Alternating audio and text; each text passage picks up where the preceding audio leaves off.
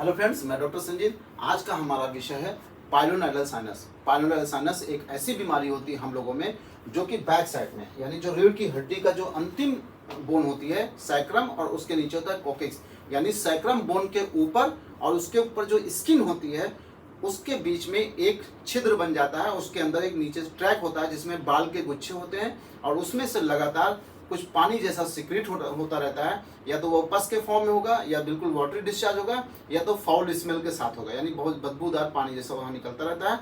और अगर आप वहाँ पे देखेंगे तो जो छिद्र आपको दिखाई देगा उसमें कुछ बाल के गुच्छे आपको देखेंगे, उसमें निकल या तो उसमें दिखेंगे या उसमें धसे हुए दिखाई देते हैं। कुछ ऐसी पिक्चर होती है जैसा कि आप इस पिक्चर में देख सकते हैं।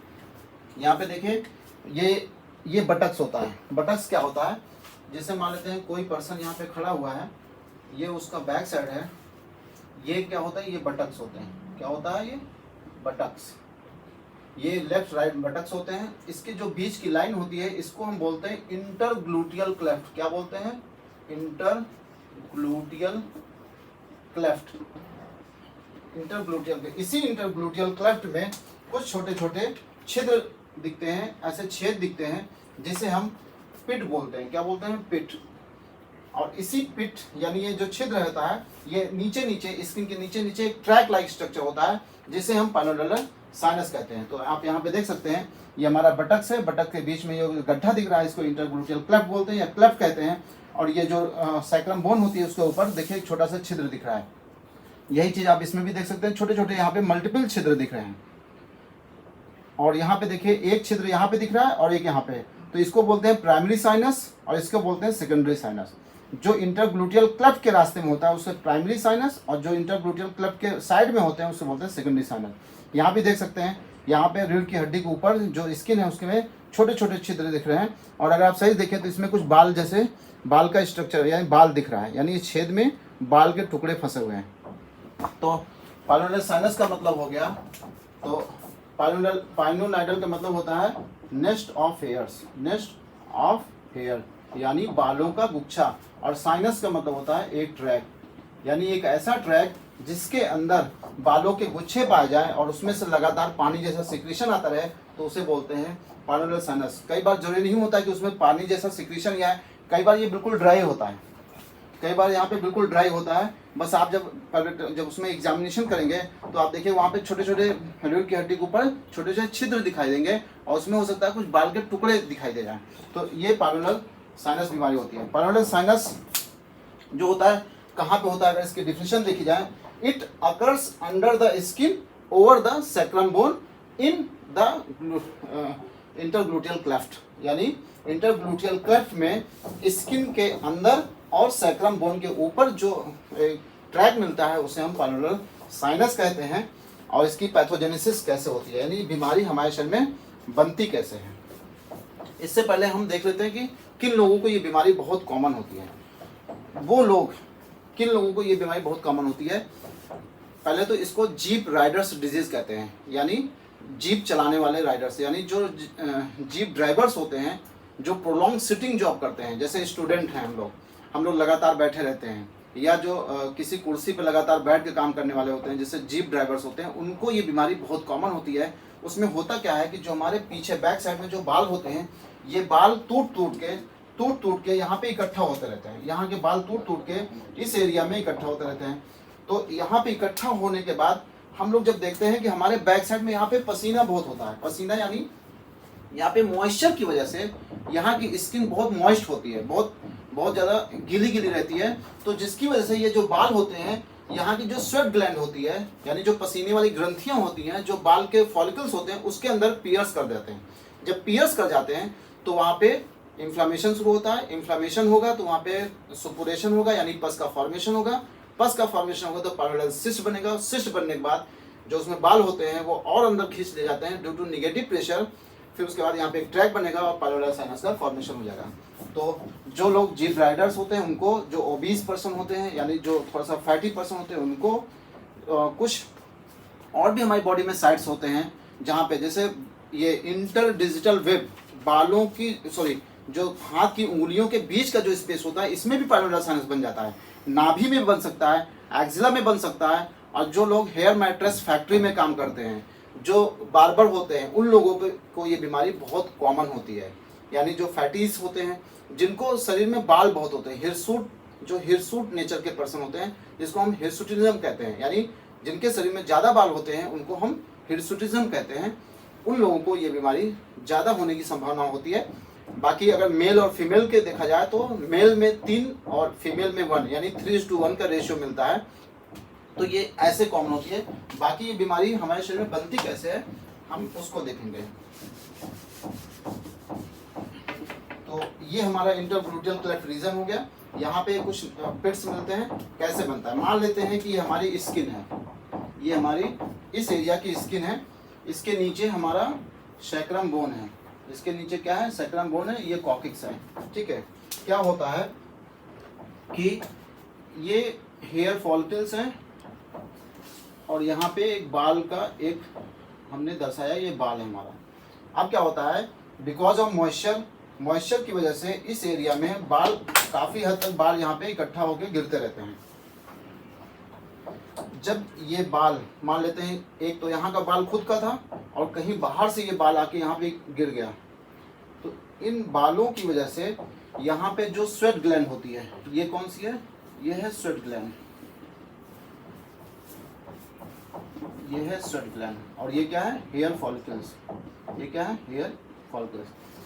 इन हेयर फॉलिकल्स के अंदर या स्वेट ग्लैंड के अंदर ये जो बाल के टुकड़े होते हैं, ये पियर्स करके इसके अंदर जाने की कोशिश करते हैं। जब ये पियर्स होता है, जब यहाँ पे परफोरेशन यानी पंक्चरिंग करते हैं, तो यहाँ पे इन्फ्लामेशन शुरू हो जाता है। यहाँ पे क्या शुरू हो जाएगा, इन्फ्लामेशन।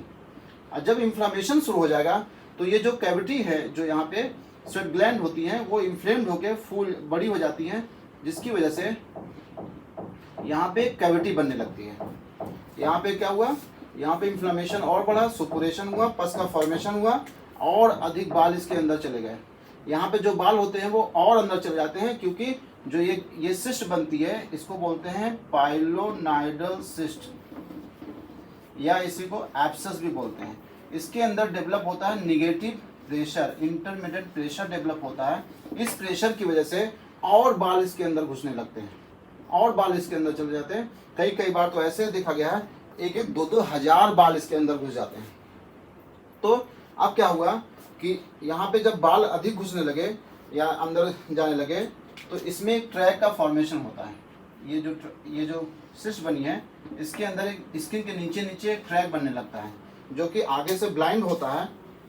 तो अब इस पूरे एरिया को हम लोग बोलते हैं पाइलोनाइडल साइनस। अब इस पाइलोनाइडल साइनस के अंदर क्या क्या है, आपके बाल के टुकड़े पड़े हैं, यहाँ पे बाल के टुकड़े पड़े हैं, यहाँ पे पस का फॉर्मेशन हो चुका है।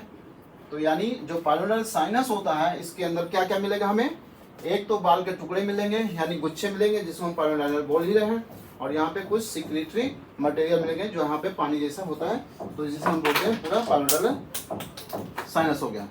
इसका ये बीमारी होती है, इसका मैनेजमेंट बहुत ही आसान होता है। सबसे पहले तो कोशिश करना चाहिए कि ये प्रिवेंशन हो, यानी ये बीमारी हमें न बने। तो सबसे पहले हमें क्या करना चाहिए, जो बैक साइड का जो हाइजीन है उसको बहुत अच्छे से मेंटेन करना पड़ेगा, यानी मेंटेन द लोकल हाइजीन। हमें बैक साइड के लोकल हाइजीन को मेंटेन रखना चाहिए, ताकि यहाँ पे जो बाल आके इकट्ठा हो रहे हैं वो हमारी एनल ग्लैंड जो स्वेट ग्लैंड है और जो फॉलिकल है उसको वहाँ पे परफोरेट ना कर पाए, उसको पियर्स ना कर पाए। जब इसको पियर्स नहीं करेंगे तो हमें पाइलोनाइडल साइनस नहीं बनेगा। दूसरा क्या होता है कि इसमें वेट लॉस, हमें अगर हम ओबीज हैं, हम थोड़ा सा हमारा वजन ज़्यादा है, तो हमें वेट को थोड़ा सा लॉस करना पड़ेगा, क्योंकि फैटी लोगों में देखा गया है कि यहाँ पे पसीना थोड़ा ज़्यादा बनता है, तो उनको ये बीमारी होने की संभावना ज़्यादा बढ़ जाती है।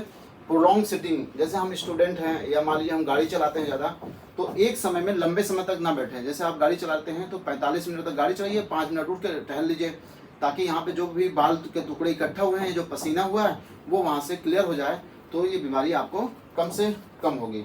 और जिन लोगों के शरीर पे बैक साइड में ज़्यादा बाल होते हैं उसको क्लीन करके रखें, वहाँ पे बाल ज़्यादा ना उगने दें, उगेंगे तो बाल टूट के वहीं पे इकट्ठा होंगे और ये बीमारी उनको हो जाती है। ट्रीटमेंट की बात करें तो ट्रीटमेंट में 4 से 5 प्रकार का ट्रीटमेंट बहुत कॉमन होता है। सबसे पहले क्षारसूत्र का वर्णन सुश्रुत संहिता के चिकित्सा स्थान के 17वें अध्याय में जो श्लोक नंबर 32, 33, 30, 31, 32 है उसमें वर्णन है। ऐषणा गतिम अन्विष्य छारसूत अनुसारणी करके है, वो श्लोक बताया गया है। स्पेशली नाड़ी व्रण यानी पल्मोनरी साइनस के लिए सुश्रुत संहिता में वर्णन है।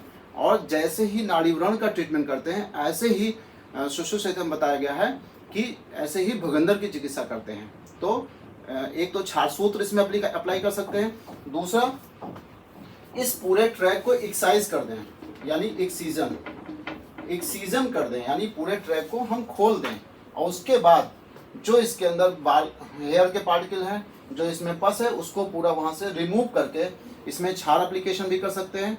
इसको ऐसे स्क्रैपिंग करके छोड़ सकते हैं, वैसे भी हील हो जाता है। या जेट प्लास्टी ट्रीटमेंट होता है। जेट प्लास्टी एक ऑपरेशन होता है जो कि मॉडर्न सर्जरी का एक पार्ट है। और इसी तरह मार्सुआ पियलाइजेशन होता है। इस ट्रैक को एक्साइज करते हैं। एक्साइज करने के बाद इसमें से जो हेयर्स होते हैं, जो डेब्रीज होते हैं, उसको रिमूव करके उसको स्किन से उसको सुचर कर देते हैं। तो इतने प्रकार के ट्रीटमेंट होते हैं। बाकी जितना हमने आपको पढ़ाया इसको हमने समराइज कर दिया है, आप इसमें पूरा देख सकते हैं। यहाँ पे ये पूरा समराइज फॉर्म में है। हमने अभी आपको पढ़ाया पाइलोनरी साइनस क्या होता है। पाइलोनरी साइनस साइन का मतलब होता है, पाइलोनरी मतलब होता है nest of hairs, and track का मतलब, साइनस का मतलब है ट्रैक। ट्रैक का मतलब ऐसा ट्रैक जो एक तरफ ओपन हो, दूसरी तरफ ब्लाइंड हो, उसे साइनस कहते हैं। इसमें होता है occurs under the skin in between the natal cleft और buttocks and over the sacrum या कॉक्सिक्स बोन। उसके बाद पैथोजेनेसिस हमने आपको पूरा दिखाई दिया कैसे है। रिस्क फैक्टर क्या होता है, हिरसुटिज्म यानी जिनको ज़्यादा बाल होते हैं, जो 20% है, जो प्रोलॉन्ग सिटिंग बैठते हैं, जिनका ऑक्यूपेशन ऐसा है कि अक्सर वो बाल के कांटेक्ट में रहते हैं, जैसे बार्बर्स जो डॉग्स के बाल को कट करते हैं, जो शीप यानी जो भेड़ी के बाल को कट करते हैं, उनको ये कॉमन होती है। हेयर मैट्रेस फैक्ट्री में जो काम करते हैं मजदूर, उनमें ये बहुत कॉमन होती है। अदर साइड ऑफ अम्बलाइकस में हो सकता है। जरूरी नहीं कि पाइलोनरी साइनस यही रीढ़ की हड्डी के पास हो। हमारे जो इंटरडिजिटल वेब होता है फिंगर्स में, इंटरडिजिटल वेब ऑफ फूट्स में होता है, अम्बलाइकस में हो सकता है, एक्जिला में हो सकता है। और कॉम्प्लिकेशन में एब्सेस, अगर इसका सही ट्रीटमेंट ना किया गया तो वहाँ पे बड़ा सा फोड़ा बनने लगता है, एब्सेस हो जाता है। या अगर सही ट्रीटमेंट ना किया तो रिकरेंस, इसमें बार बार होने की संभावना होती है, क्योंकि हेयर्स जो प्रेजेंट रहते हैं अगर उसको सही से रिमूव नहीं किया गया तो फिर वो दोबारा रिकरेंस का कारण बन सकते हैं। फिर management prevention is the best treatment for any kind of disease. किसी भी बीमारी का जो इलाज होता है सबसे पहले है prevention. Maintain the local hygiene, weight reduction, prolong sitting, removal of hair. Prolong sitting ना करें, वेट को रिड्यूस करें, मेंटेन लोकल हाइजीन को मेंटेन करें। और सबसे अच्छा मैंने देखा है, अगर मान लो आपको पसीना बहुत ज़्यादा आता है, बाल बहुत टूटते हैं, तो एक सबसे बढ़िया ट्रीटमेंट क्या है, एक सूती कपड़े का रुमाल रखिए। रुमाल जैसे ये है, ऐसे रुमाल रखिए। और जब भी आप ऑफिस के लिए निकलते हैं घर पे, तो अपने अंडर गारमेंट्स के बीच में ऐसे रुमाल फंसा के तब अपने कपड़े पहनिए। तो ये रुमाल क्या करता है, इस एरिया के पसीनों को सोखता रहता है। और जो भी बाल यहाँ का टूटेगा, इस एरिया का कहीं का टूटेगा, इस रुमाल में आके अटक जाएगा, यानी वो आपके सीधे बॉडी में वो टच नहीं करेगा। जब बॉडी को टच नहीं करेगा तो पियर्स भी नहीं करेगा, पियर्स नहीं करेगा तो पाइलोनरी साइनस नहीं मिलेगा। तो सबसे बढ़िया यही है कि एक रुमाल का प्रयोग करें। जैसे हम लोग हेलमेट बांधते हैं तो सर पे रुमाल बांध देते हैं ताकि जो भी पसीना हो ये रुमाल सोख ले, यानी हमारे बाल ना खराब हो। इसी तरह इसका भी प्रयोग आप कर सकते हैं। सर्जिकल मैनेजमेंट देखें तो छार सूत लाइगेशन कर सकते हैं, एक सीजन के साथ छार कर्म कर सकते हैं, एक सीजन के साथ लेखा काम कर सकते हैं, जेट प्लास्टी ट्रीटमेंट कर सकते हैं, यानी एक तरह से ऑपरेशन होता है। और मार्सुआ पिलाइजेशन भी एक तरह से ऑपरेशन होता है। कॉस्मेटिक व्यू से जेट प्लास्टी जो ऑपरेशन होता है वो ज़्यादा बेस्ट होता है। Thank you.